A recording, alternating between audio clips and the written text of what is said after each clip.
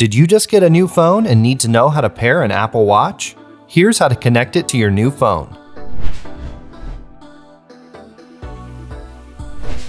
Whether you've just bought a new Apple Watch or upgraded your phone from an old iPhone, pairing your watch is easy.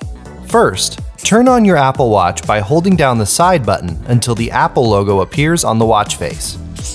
Next, set your iPhone right next to the watch and wait for the Apple Watch pairing screen to appear on the phone.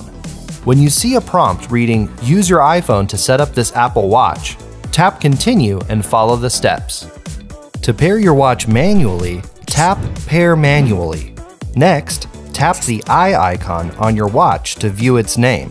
Select the watch with that name from the list of devices on your phone. Then enter the 6-digit code displayed on your watch. Once your watch is paired, follow the on-screen steps to complete setup.